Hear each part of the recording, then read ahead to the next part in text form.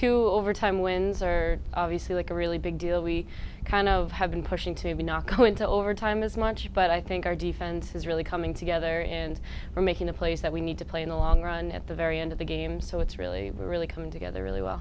Yeah, so it's honestly kind of fun. It's good that we have these experience in overtime games, so we're not, if like another game comes along and the other team has never done overtime, it's kind of nice to have that advantage. We've done it before, we practice it a lot.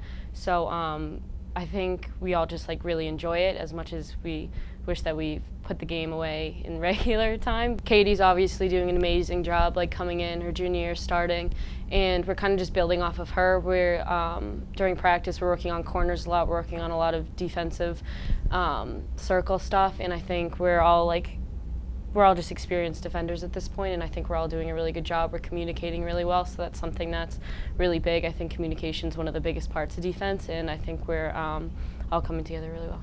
Yeah, it's definitely different coming from playing the mid past few years now, center back, but I'm really enjoying it. I get to work closely with Katie, which is something that like I think we do really well together. This is obvious, like I really appreciate getting this. Defensive Player of the Week, and I hope I can just continue to make a difference on the field. They were both very defensive games. Assumption, we knew we were going to come in like pedal to the metal, like full-fledged, just coming for us. It's always like a really big conference game with Assumption. They're gritty, like they're ready to like just pounce like constantly, and we knew that we needed to be ready on all parts of the field with our defensive aspect. With Franklin Pierce, you know, we knew we were going to come into a team that wasn't going to just like let us run all over them. They were out for blood. You know, they only lost to Assumption by 1 goal too. So we knew it wasn't going to be just like we're here, you know, and we're just going to beat them. Like we had to play, and we knew that they were going to come out very similar to Assumption. That grit, that relentless effort to just get the ball into our defensive 25.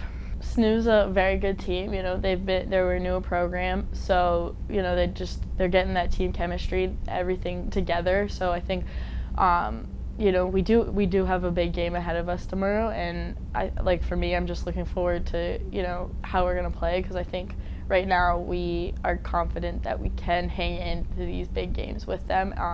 You know, SNU scored 32 goals in their 6 games they've played so far, so.